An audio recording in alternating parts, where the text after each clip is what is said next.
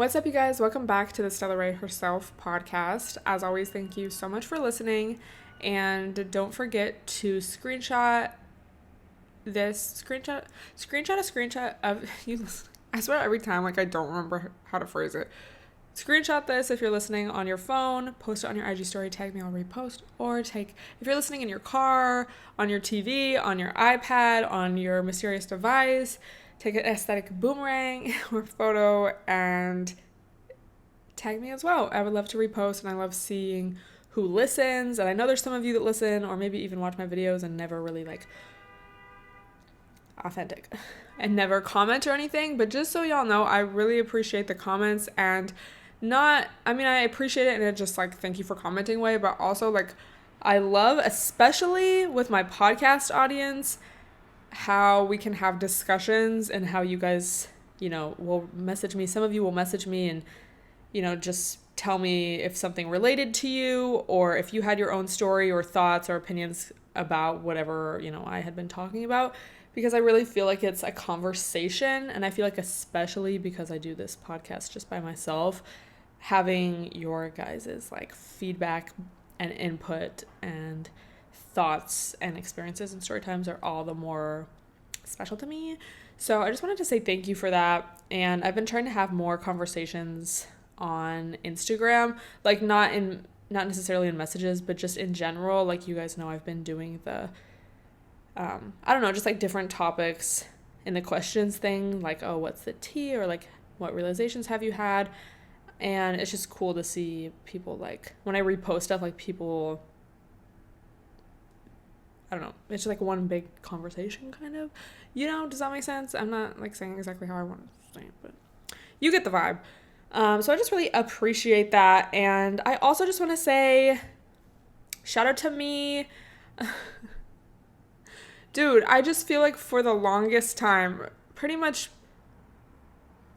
before this year, I feel Reels started this year, right? But before this year, I was just not using Instagram to the fullest capacity, because it was weird. Those few years, I think it was 2017 when they changed the algorithm to not being 2017, I think it was 2016 or 2017 they started IG stories, and then they changed the algorithm so it was not in chronological order. And for the longest time, I just kept trying to use IG I had pre-2016, in the sense of just posting pics and that's it, and replying to comments, that's it. And now I just feel, especially over the past few months, I feel I've really, it's not it's perfect and amazing yet, but I feel I've really transformed, at least I feel I've really transformed the way I use Instagram, and I've just been trying to use it as a tool. And I don't know, I used to just put so much emphasis on I need to take photos. A productive day for me looks like taking a bunch of Instagram photos, and I don't know, that just wasn't working for me. For some people that really still works, that worked for me back in the day, but treating it as a tool and not just a place to get likes on photos, I don't know, it's just been very rewarding. And I think I'm really thinking of it right now, because I was looking back in my archive, because I did a little post a photo of you 1 year ago today. So I was looking at my archive, and even just a year ago on that specific day, and I don't know, all the ones that I watched from that week of November 2020, I had just posted 2-3 things on my story a day. And I'm I can't even imagine doing that now. Obviously, some days are just going to be like that because life gets in the way or whatever. But these days I do not consistently post only 3 stories. My stories, if my stories are not getting to the point of being dots at the top, I'm it was not a fulfilling day. And it's not, I'm sure you know what I mean, but just to clarify, that's not to say oh, I need to post everything I'm doing all the time. It's no, I want to be able to, post little things oh, what's the tea, you guys? I don't know, ask me questions, let's talk. What are your thoughts on this? And just not keeping you guys engaged, but y'all are keeping me engaged, it's just, yeah. So just an interesting realization. And I have been aware of that, and I'm actually like using IG how you're supposed to these days. No, supposed to, I don't know, how I want to be. And then seeing that the archive of like only 3 posts in a day, I was like, what would I even do all day? Take Instagram photos? Literally. So that's just to say consistency is really key, and I've just been having to remind myself of that. And especially for someone who's like who can be very stuck in their routine and like what they know, sometimes it's hard for me to like break routines. So like consistency and like being willing to change. And like I'm talking about specifically social media and like IG, but just like life in general too, Anyway, how are y'all doing? It is Thanksgiving, I believe, the day that I am posting this. So happy Thanksgiving. Maybe I'll post this early. I don't know. Happy Thanksgiving if you're in the United States. Hopefully you are spending this day and this weekend with loved ones, or at least, people that you can tolerate. If not, I wish you luck. I would recommend you follow some of the therapists that I follow on IG of like tips on, dealing with family members through the holidays and, like difficult family members and things like that. I definitely follow a lot of pages that have been posting a lot of like good tips and whatnot. If you are not with family, hopefully you can be with friends. And if you're by yourself, hopefully you just take this day to treat yourself, for this weekend to treat yourself, eat some yummy food, and just really chill, because bitch, you deserve it. This time of year can be really hectic. Shout out to all the bitches in school right now. I know my friends that are in school, and even just comments from you guys, like, bitches be busy and it gets a little crazy. So take time for self-care, even if you're not in school, it's just a busy time of year in general, and just kind of that like overall vibe of the year, not even like necessarily the holidays and whatnot, but also just the new year coming. And people are kind of, I know I always feel around this time of year like it's like, fuck, I'm trying to like get everything done I didn't finish in the rest of the year, so true. So hopefully we can take some time to chill and relax. Last week was really, it was just like hard emotionally. I'm going to blame it on the full moon. I really think that's what it was, because it was my ovulation week. So I was supposed to be feeling cute and nice and amazing, but I just felt anxious and tired and like, ew, it was not a good time. But with that being said, I feel like one of my main takeaways from the full moon eclipse week was how important, especially for me, grounding exercises and practices are, and just the reminder of how much they actually work. Things like, and especially this full moon, because it was in Taurus, so, it's kind of like an earthy grounding sign. You were supposed to do things that were like sensual or, just like physical things, like sensory activities. I don't know. For me, things like taking a bath, working out, yoga, meditation, breathing exercises, lavender, calming scents like that, all really help. I have a massage gun that I hadn't used it in a while. I don't know why, but I used that last night. I was like, oh, man. And I slept really good Thursday and Friday, so thank God. Yeah, oh my God, my throat just got so dry.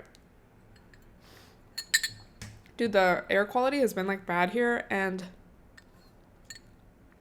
I wonder if that's like why I have issues sometimes. Anyway, we have a lot of topics to talk about today. I feel like I just read a lot of articles. I feel like you guys sent me some good topics to talk about. Someone tagged me in a TikTok about an article with an important topic. So also, it's like literally about to get dark.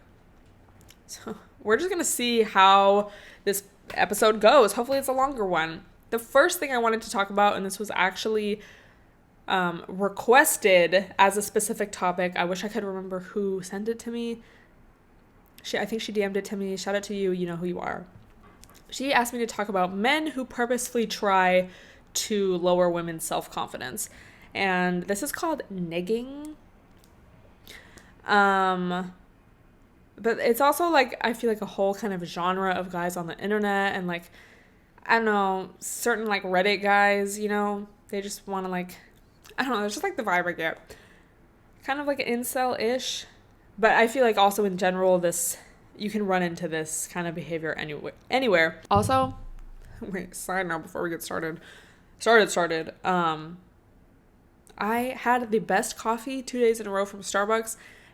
Each time it gave me anxiety and I did not even finish it, but I don't know. So I have a coffee today that's mostly decaf.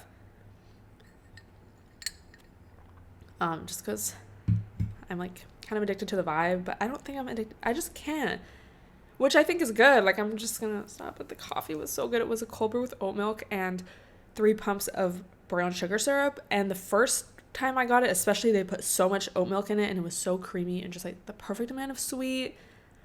It was so good, like, fuck. And I couldn't even finish it because I just like got too much anxiety, and it was only a grande. Like, bitch, whatever. Maybe I'm just getting more in tune with myself because of the full moon, and I was doing so much meditation, and I just like don't need this Starbucks anymore. Anyway, but like, actually, like, why is this a fight? I could drink a large Dunkin' cold brew, and like I would not feel good after, but you know, I could tolerate, like, I wouldn't get anxiety. Anyway, so I'm sure we've all like run into a guy like this, and for me, I feel like I feel like it's always most prominent when I'm like out at a bar and like a random guy approaches me and my friends. And you can just immediately tell, you know, because it's one thing to, and we're going to talk about that as well, kind of, you know, when you're already in a relationship and they just kind of start making comments to you, maybe about how you look, or they're just kind of like, they start bringing you down, like criticizing you. That's the word. So I just literally looked it up because I was like, okay, I kind of know what, you know, this is, but I just want to get like a definition. So there's literally, like, I literally Googled like guys who try to lower girls' confidence, and there's a website called girlsaskguys.com. Sounds like something I would have loved in middle school. But someone had like asked this, and someone had replied like, oh, like, why do, like, I feel like it was like a specific situation with like, oh, this guy really seems to like my friend. Like, he always looks at her, but then whenever he talks to her, he just like says such rude things about how she looks, or like whatever, like brings her down. And there's a difference between like playful flirting and like, you know, you just kind of have banter with someone, or like you can kind of fuck around with each other in that way, but that is not like direct criticizing attacks that are one-sided, you know? So the person said, and this was kind of like obvious, I don't know. I was like, okay, yeah, that's kind of what I thought, but I just wanted like the phrasing. I wanted the scholarly article of girlsaskguys.com, but they said the more vulnerable you are, or like low confidence, because, you know, when I think vulnerable, I think like Brene Brown, like opening up about my emotions, but they mean vulnerable like to a predator. The more, you know, the lower confidence you have, the more likely you are to let a guy use or take advantage of you. And, you know, when a woman knows her worth, it can intimidate guys who just want to hit it and quit it, as they said. Thank you so much, MIA citations? That's correct, right? Oh my god, I haven't been in school in so long. So I feel like that's really true. And I just always notice, like, when guys come up to me at a bar, or my friends, it's just like, okay, perfect example. I don't know if you guys watched, this is literally like the situation I'm specifically thinking of. If you guys watched my Someone with a BBL Goes to Their Hometown vlog in this past, I forget if it was July or August 2021, but you can go watch that vlog. At the end of that vlog, me and my friend are at a bar, literally vlogging, explaining how at the previous bar we had been to, and that's literally why we left the first bar, these 2 guys came and, you know, ended up sitting with us, and we were just kind of like, ew. And they just started making like very rude, low-key comments, especially to my friend. Just kind of insinuating that she was like dumb. Because it was obvious that one of them was like kind of more into her, and then the other guy was just like there kind of to support her friend, and I was just kind of, please don't look at me. So we literally left, And then as we're like literally vlogging this, like I got it on camera, which is why you can like, I'm like, go watch it if you haven't. We're literally sitting outside. This guy walks by on the sidewalk and he's like, oh, kind of starts to say something to us. And he was like, tell me one thing about yourself that is like basically, like, what do you bring to the table besides your looks? Tell me something about yourself besides your looks that would make me interested in talking to you. You tell There's me. really If you're nothing. still sitting here. It's just our looks here. Yeah. That's I don't it. think there's much substance to Yeah. us. Nothing? Nothing. So We're done. tell me something soulful. What do we gain out of that? What do you gain? Yeah. Yeah. You're like, what do I gain? It's like, wait, What do I what do I gain? I'm asking you the question. What would I get out of a conversation with you that I I'm already telling- know about myself? I'm You don't telling have you to talk to nothing. us. Yeah, like there's Like nothing. I'm You're making scared. them uncomfortable, bro. Okay. And we're just like, we're not dumb. Like I'm not going to sit there and like try to prove myself to this literally ugly, disgusting old man. Like, not even to be mean, but he was just like so ugly. Like, not that that's what matters. It's like if he had been nice, like he wouldn't be so disgusting visually. But like with, you know what I mean? Like, it's just like I was horrified on so many levels.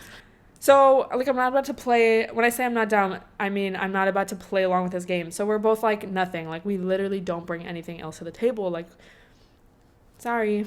And he's like, oh, well, there must be something. You're telling me, like, there's nothing? We're like, no. Like, obviously, you're the one that's interested. You know, this random disgusting man is harassing us.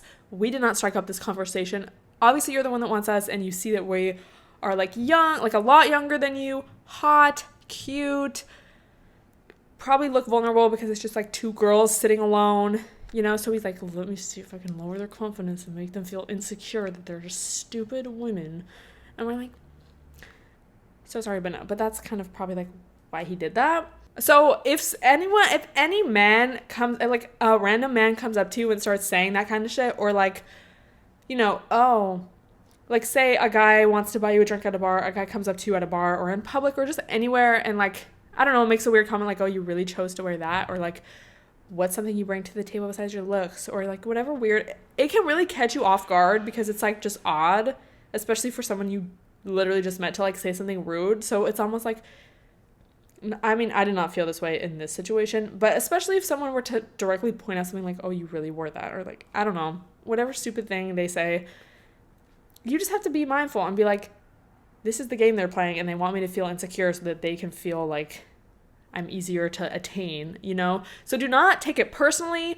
It's not even about whatever it is that they're saying, you know? It's literally just about them trying to like assert themselves, and like obviously they are literally horrifyingly, disgustingly like not assertive and not able to talk to women or, you know, whoever it is they're attracted to, if that's the strategy that they're doing. So literally don't take it personally. It's not about the shoes. It's not about how you look. It's not about whatever fucking thing.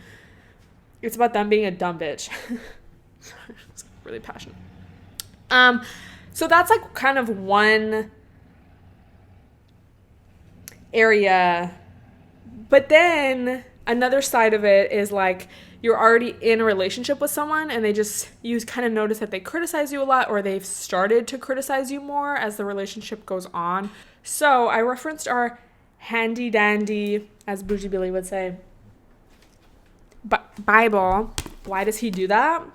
Inside the Minds of Angry and Controlling Men. If you haven't read this by now, bitch, you need to.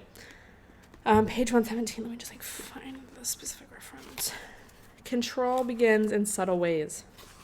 I wanted to read. Yeah. Control. So this is like how abuse begins. And the bullet point is he's controlling. So then it says, control usually begins in subtle ways, far from anything you would call abuse. He drops comments about your clothes or your looks, is a little negative about your family or one of your good friends, starts to pressure you to spend more time with him or to quit your job or to get a better job, starts to give too much advice about how you should manage your own life and shows a hint of impatience when you resist his recommendations, or begins to act bothered that you don't share all of his opinions about politics, personal relationships, music, or other tastes. So there's that. Then there was an Elite Daily article by Griffin Wynn, and they said conflict is it, you know, there's one thing to have conflict in a relationship or to disagree about something or whatever. But conflict is a two-way street, while criticism is personal and one-sided and usually like a direct attack on the other partner. A partner who frequently criticizes, doesn't know how to communicate, doesn't care about your feelings, and may fail to realize the relationship must work between the two of you. Heavy criticism is a red flag to end the relationship, period. So what can we do about this? Communicate. Let them know how you received their comment. Both parties must understand intent, each other's different experiences, and if, words are lining up with actions or not. So, maybe it's the start of abuse. Maybe your partner, has just had an off few weeks. Maybe they're stressed at work. I don't know. And they just have been not really even thinking about how they're coming across to you.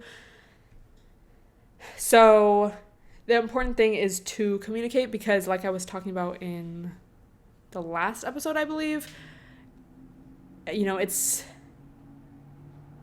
this situation, I don't want to say it's not necessarily about like what's happening. It's about what's happening, but you can't, I don't know. I think the best way to like move on from whatever happens is through communicating it, because then you can kind of see, you obviously give them a chance to like explain themselves, and then you hopefully get the chance to explain how you feel, but then you also get to see how they react when you call them out on it, but also just like share that it hurts you, like how are they going to react to that? Are they going to be like, oh, are they going to gaslight you? Like, I haven't even been criticizing you. You're just too sensitive. Are they going to like deny it? Are they going to like, I don't know, whatever weird thing they do? Hopefully, they're just like, wow, I didn't know it was affecting you like that. I'm sorry, I will be better. And then their actions will reflect that as well.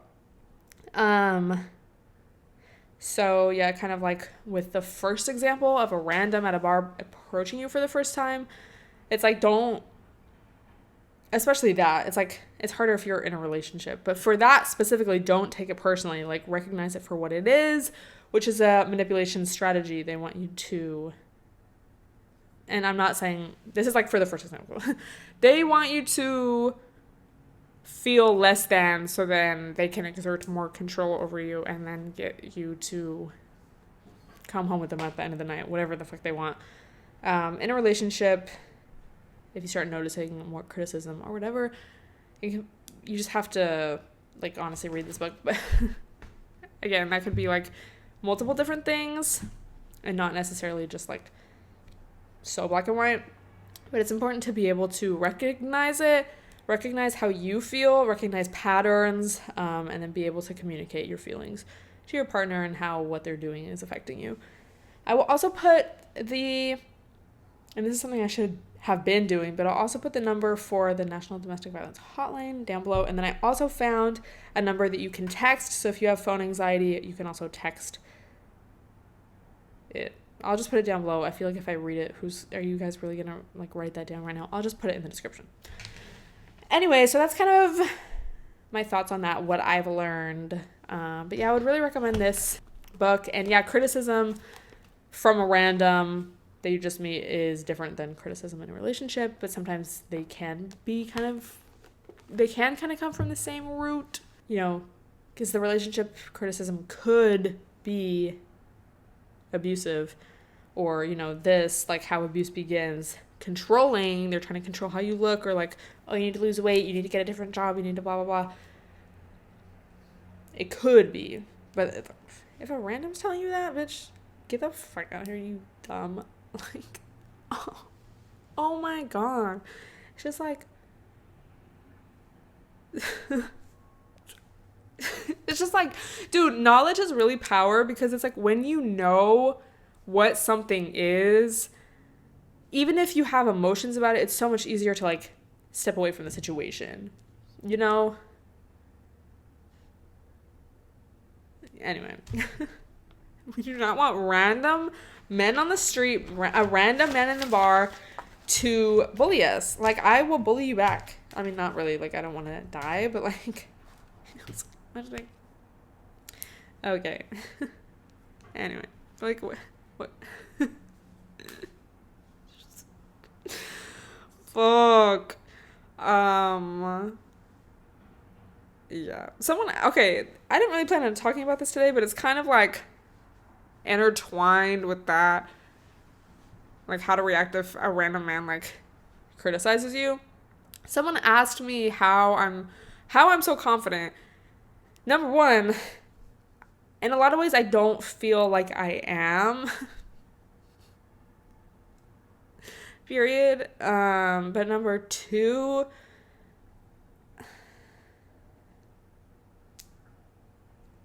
I don't know, especially when it comes to like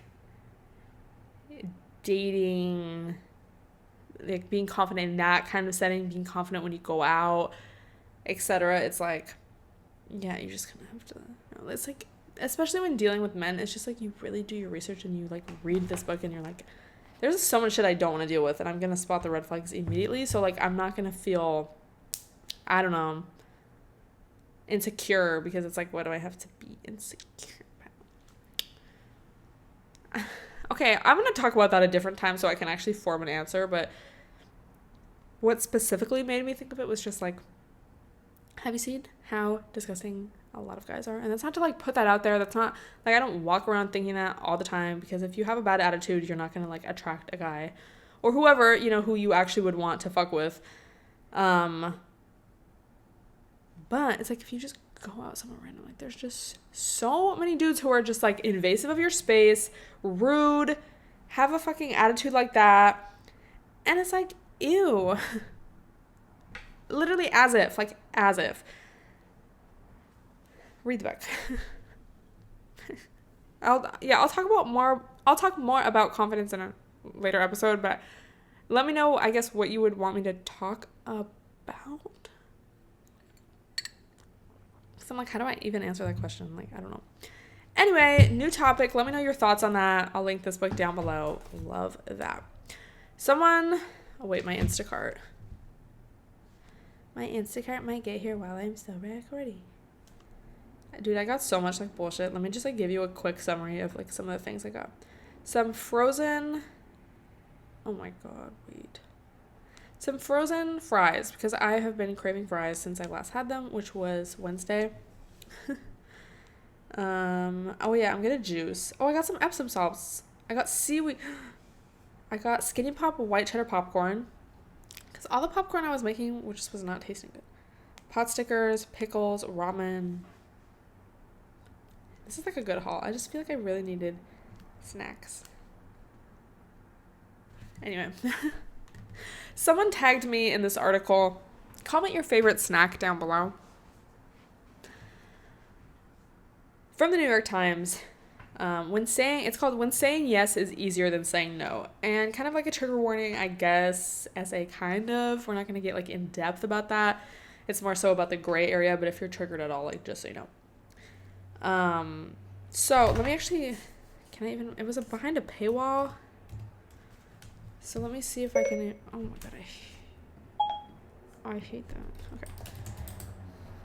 Let's see if it even still comes up. It does not.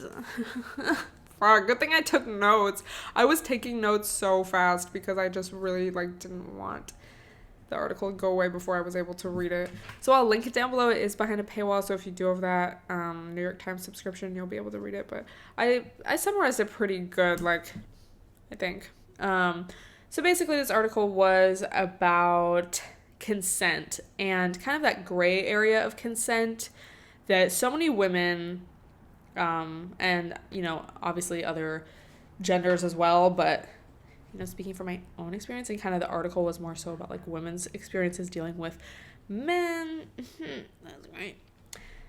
The gray area. So, for example, when the situation you thought you wanted, you don't, or, you know, when it gets to a point where exiting feels harder than saying no would be. Gray area consent, they also refer to it as begrudgingly consensual. So it's like technically you said yes, but you it's not like an enthusiastic yes, you know? And I feel like, bitch, if you have not had an experience like this, God bless you, seriously. But I feel like every woman I know, including myself, has had something like this happen. Where, you know, it's not like a traumatic R word, but it's just like I didn't really want that to happen, or I don't want to be here, or I'm just like not completely comfortable. It's just like, sometimes sometimes yes means no because it's easier than explaining, and sometimes no means yes because you want to, but you don't want to be labeled a hoe. And if you're a man, no, getting the answer no often means try harder. Yeah, there's just so many intricacies of our sex lives. And I really like how they said, sometimes no means yes because you want to, but you don't want to be able to hold. Like, that is so true as well, like, there's just so many rules that we follow, or like that we feel like we're supposed to follow, and like this is how it's supposed to look. This is how long you're supposed to make him wait. Don't go home with someone random at that bar. And I feel like so many things are just so ingrained into our subconscious that it can be hard to know like what we actually even want. If you're with someone that you just met and you're like, oh, I kind of want to hook up, but then you have this thought in your head that's like, oh, I don't want to be a hoe, so I'm not going to. But then it's like, sometimes it's like, do I even want to hook up with them, or do I just like is this just like an idea? Also, this statistic was really interesting. 61% of men say that they rely on nonverbal cues, like body language cues from their partners regarding consent, while only 10% of women actually give consent via body language. And I thought this was really shocking. Like, we are so good at just like masking how we feel to, stay safe in a situation, honestly. Because I can even, you could even be like laid up with someone and you just like want to leave so bad, or like, it's like, ew, stop touching me. But it's like, how would they know? They, like, in their mind, they're probably like, oh, well, she's like laying here. Like, if she wanted to leave, she would just get up and leave. But then in our minds, we're like, oh, and I think they gave a list of like, the things that kind of go through our heads. Like, oh, we don't want to hurt their feelings, or like, oh, we don't want to have to explain ourselves, or it's like embarrassing. It would be embarrassing to get up and leave at this point. Our idea of what we want is linked to what we think we're supposed to want and what society tells us we should want. So that's kind of also, it kind of goes into like the intricacies and just how it is like there's just so much gray area in our sex lives. Young women learn that our bodies exist for male sexual pleasure, and our power is in attracting male desire. And that was a quote from Peggy Ornstein's book, I think, Girls and Sex, which I want to read that. And then they kind of wrapped up the article by saying it's like we're in the nosebleed section of our own sex lives. So kind of, it was an interesting article, brought up a lot of good points. But then my takeaway from this was like, I need to create my own takeaway. And just kind of, I guess actions that we can take, because I was kind of left feeling like, okay, so now what?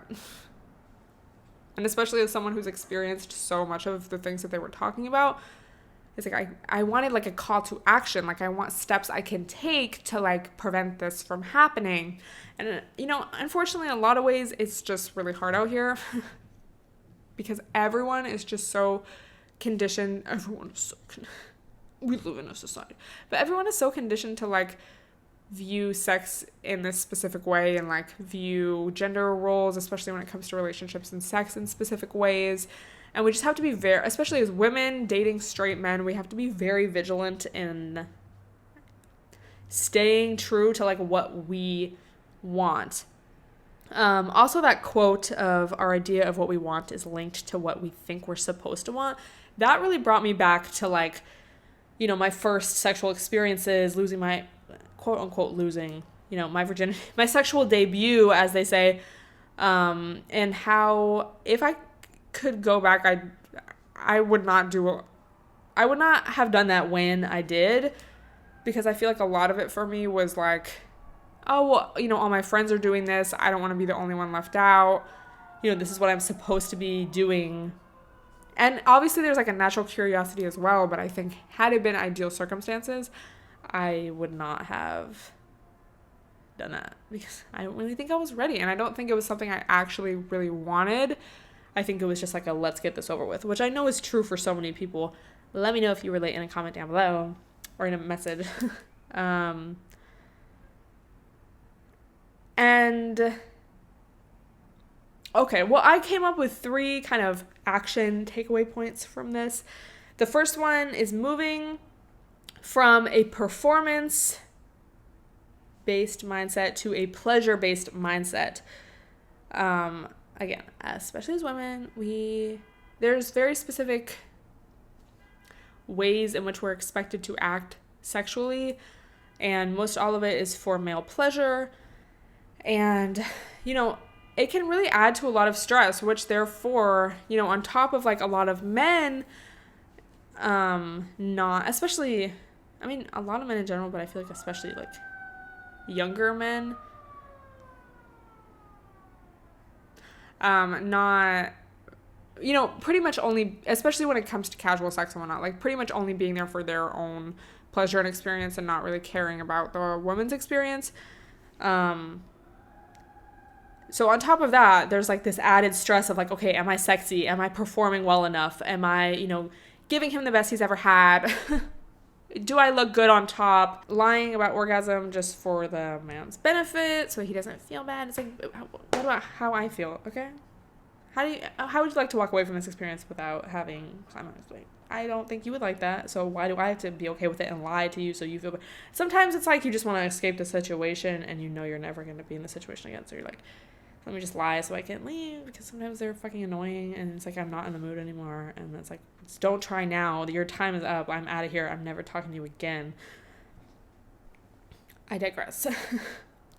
So a pleasure-based mindset looks a little, I had this whole article up, but it just puts you back in your body. And there was a quote I referenced a few podcasts ago that was like, and I forget where it's from. I think it's from this sex therapist TikTok or Instagram.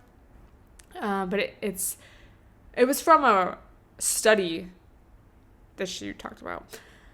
But it was like, instead of asking, how does my body look, we can ask ourselves, what is my body capable of, or how does my body feel? And then in the book Come As You Are, y'all know, another Celebrate classic at this point.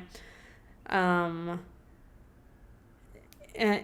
think it was the section about orgasms and, the orgasm gap and just how straight women, or, when women have sex with straight men, the rate of orgasm is much lower. So instead of like focusing on orgasm as the goal, and this kind of goes into the whole pleasure, this is the whole pleasure-based mindset, focusing on pleasure in the moment.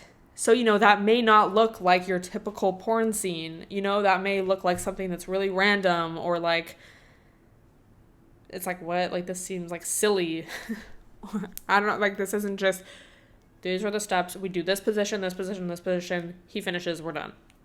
Like, no. Ew. So, yeah, focusing on, like, how your body feels in the moment. And it can really often look like slowing everything down, because so many men are just like, they just rush along, and it's just like, bro, that's not gonna work for me. Like, maybe that works for you, but for majority of women, it does not work. It's just like, fuck.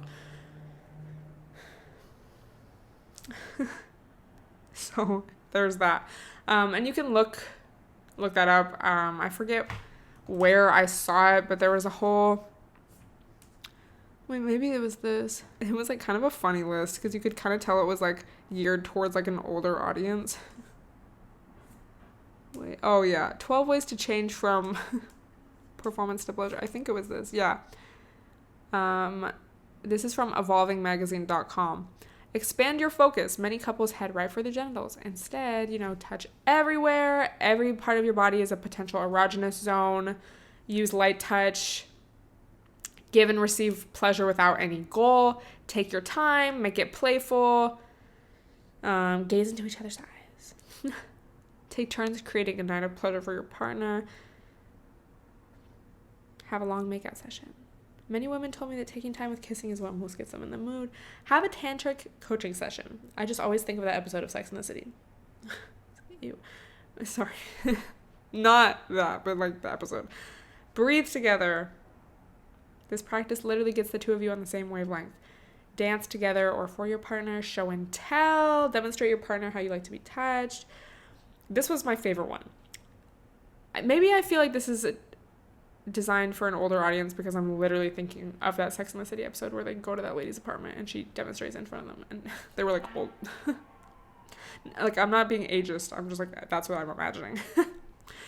Learn the exciting new practice called orgasmic meditation. I can refer you to a coach. That'd be a fun video. I try an orgasmic meditation coach for a week. 10% of, I don't know how updated these statistics are, but I think this article is from 2015. But they said 10% of women are not able to orgasm. Only about a third of women experience orgasm regularly during intercourse. A third can reach orgasm with intercourse but need extra stimulation. A third never achieve orgasm during intercourse but can by manual and oral stimulation. Think about lovemaking as the journey rather than orgasm as the destination. So, that's how you can go from a performance-based mode to a pleasure-based mode. So that point, also number 2, as far as this like gray zone, you know, that so many of us experience, this gray area of consent, as well as like kind of within ourselves, like what do I want? What am I comfortable with? What am I okay with? Well, this is what's helped me. And I don't say this in like a victim blaming way at all. Like, oh, well, maybe if you had done this, you wouldn't be in that situation. But more so like, I have been in a lot of situations where it was like, kind of a gray zone. This is kind of on the edge. And like, I feel like I experienced less of that now because of this. So this is what's helped me. Working on my people-pleasing tendencies, being comfortable saying no, practicing saying no, putting my discomfort or should I say putting my comfort before theirs. So like, oh, I don't want to hurt their feelings, but what about my feelings? I'm uncomfortable. If I'm going to hurt their feelings by telling them that I want to leave or that I'm uncomfortable, why am I even here to begin with? And like, yeah, so putting my needs before theirs. So doing all of those things has really helped. And then also just being clear in myself of like what I want. So I've kind of learned that I really don't like casual sex because I've often found that, you know, a lot of men are not really, I don't know, I just usually don't have a good time. And I think part of it is the fact that a lot of men just don't really care about the woman's pleasure as much. And then also I'm just a lot more comfortable with someone that I'm like dating and really like, and I will just have a better time that way because it's like, I don't know, connection. So that's like for me.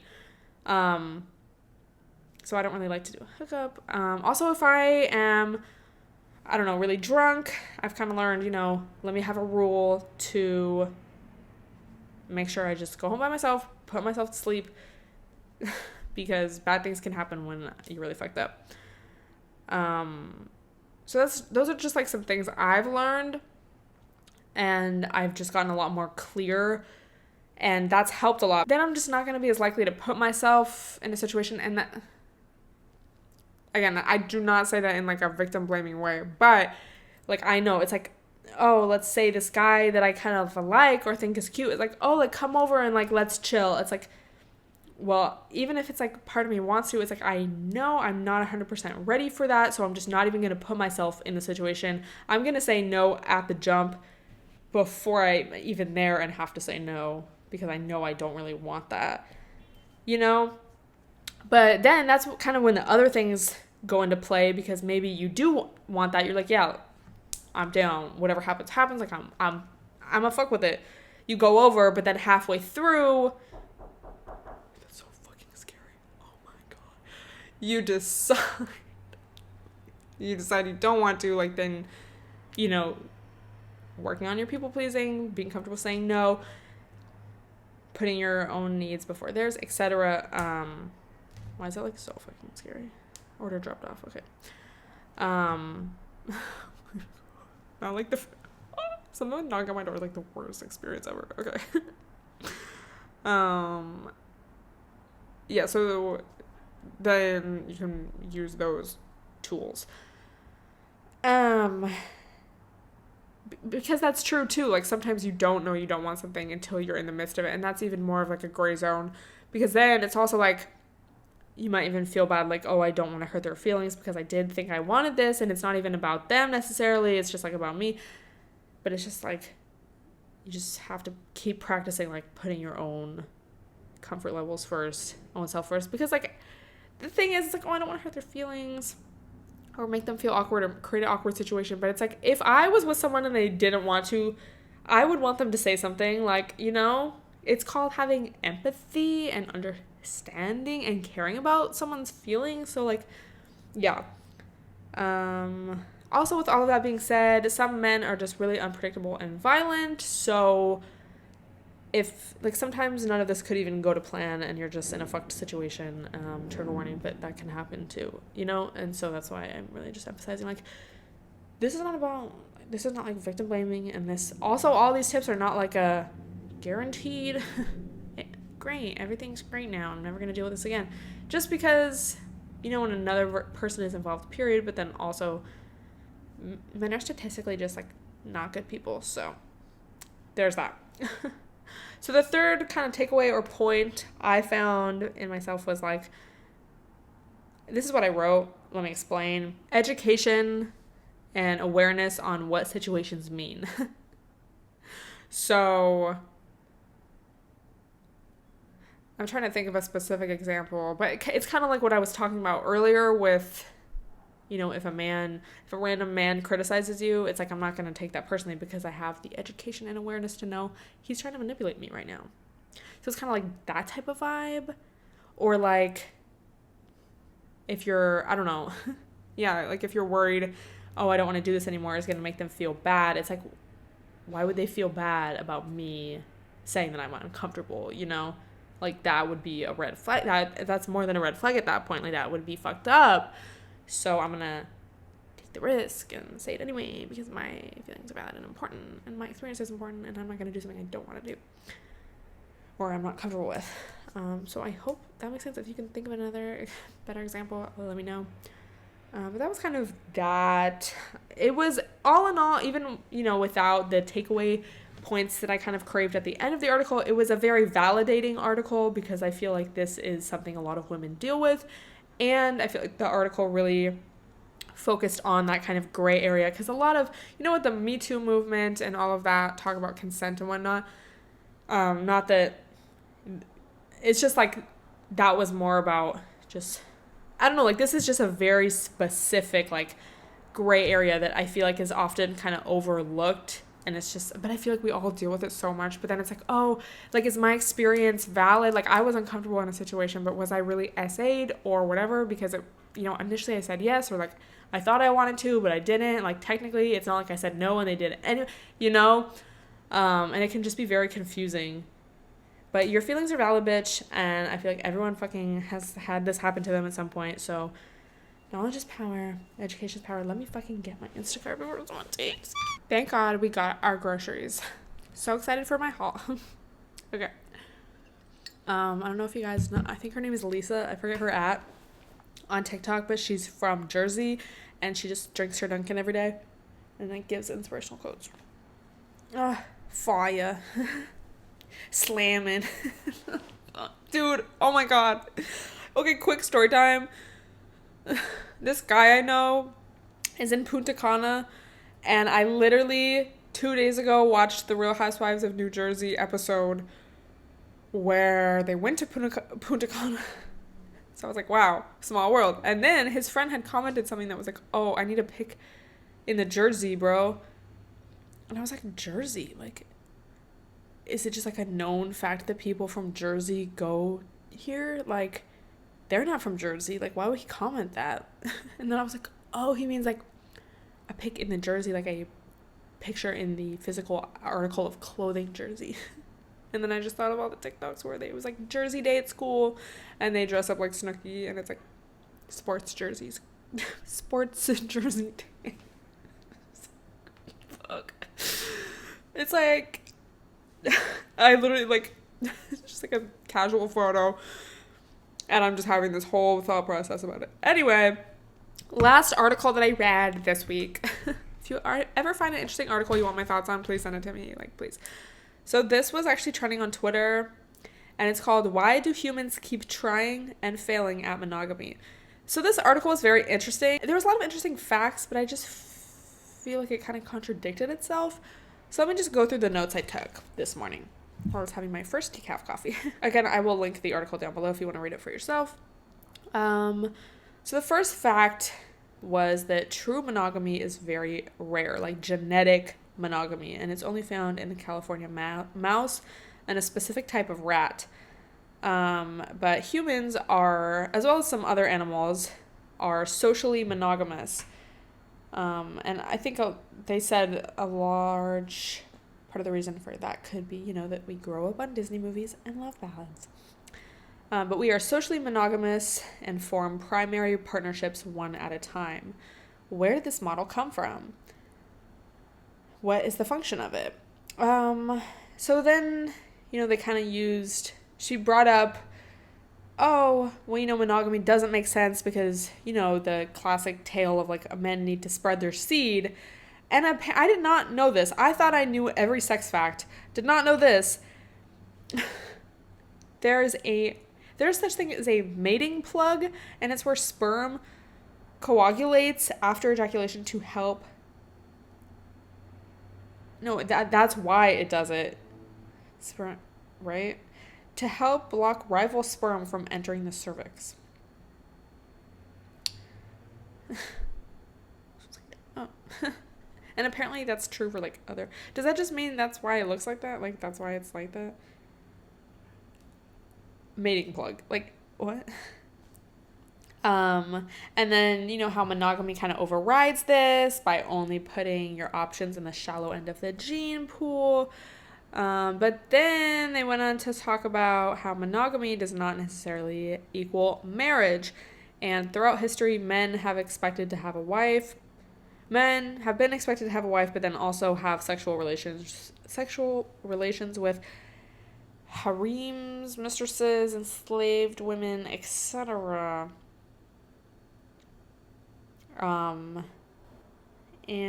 yeah, so the theories for monogamy, if we're not necessarily biologically made, quote unquote, to be monogamous, or like have a partner for life. So the first theory was obviously joint child rearing, shared resources. And then it was like even couples with no intention of having a baby still are hardwired to be exclusive. Then, money and passing money and titles down through the male line. So that's why, the men would have a wife and the man could have mistresses and girlfriends and whatever, but the wife was expected to stay faithful because she's the one having your son. So you want to make sure that's like your son. I didn't really understand why this one was brought up as to why monogamy makes sense. But our ovulation is concealed, so they gave the example of like, I think it was a baboon, like when a female baboon is ovulating, like I don't know if it's her actual butt, but there's some gland that like swells, so they can actually see when she's ovulating. So it's like a lot of facts. Also, testicle size. So human balls are significantly smaller in relation to their body size in comparison to other mammals, specifically chimps, which we are most genetically related to, and just that concept of like size. And this I also didn't really understand, but I think. Was it baboons? It was like something else that was not chimps. The males are a lot bigger in size, like twice the size of the females. So for some reason, the males were a lot more aggressive over their harems. But then like chimps, the males and females are like usually like a lot more similar in size, and they are more so monogamous. I think is what I didn't really understand why that was brought up as like a point for like why we're monogamous as humans. It was kind of like what? I mean, it was like interesting facts, but I was still like, what is like the argument being made, or like what is the point being made? So then the kind of closing out was that humans are serial, socially monogamous creatures who join forces with a sexy pal. Also, the author was British, so you can just imagine all of this being said in a British accent. To share resources, possibly co-parent, and watch out for each other. In most societies, monogamy is the dominant marriage type. But then it was like, but as a species, we're not completely faithful. So it's, I don't know, I think I just expected maybe like a different vibe of an article, like maybe explaining polygamy a little bit more, or like,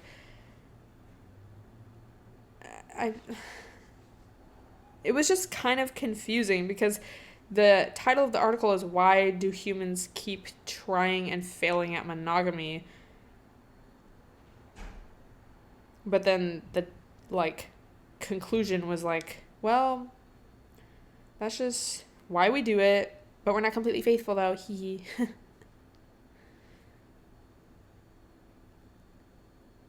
I don't know, like, it just did not flow exactly how I wanted it to. Like, I guess it's like, okay, these are the reasons that we are monogamous, but then, because then it was confusing too, like, you know, if you're talking about things like concealed ovulation and then like testicle size as points for like why we're monogamous, but then you're saying biologically we're not monogamous, like, you know, it was just a little, I don't know. Can someone explain, like, am I just not getting something? I was just a little confused. But yeah, I guess I would love your thoughts on this.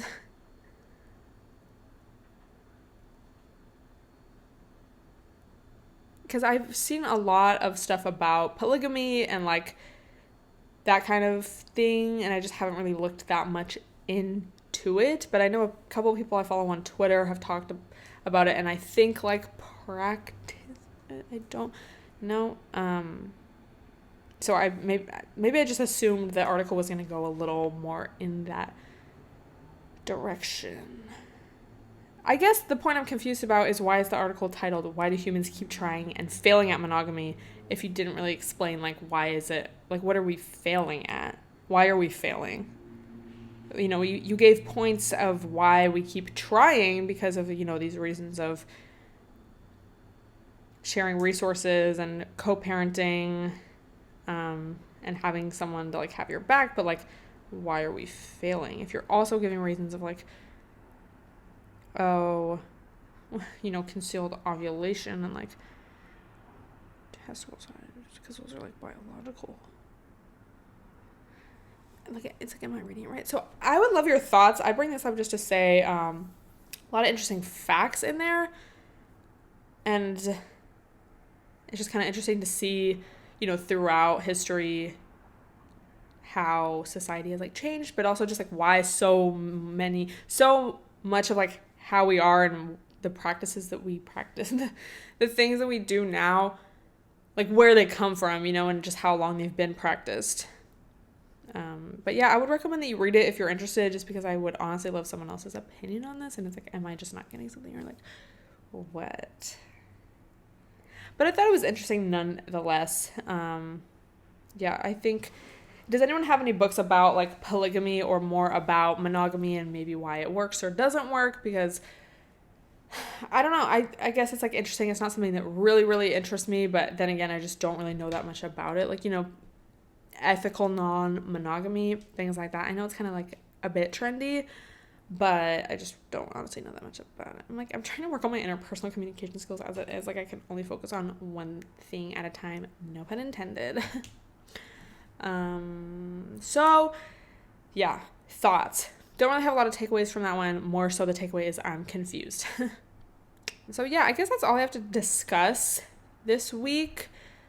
But again, I would love your guys' thoughts on anything discussed in this episode. I will link all the articles and the book down below. I also have a lot of Black Friday codes that I will link down below as well, from a lot of my favorite products, from my favorite hydrations to protein powder to CBD.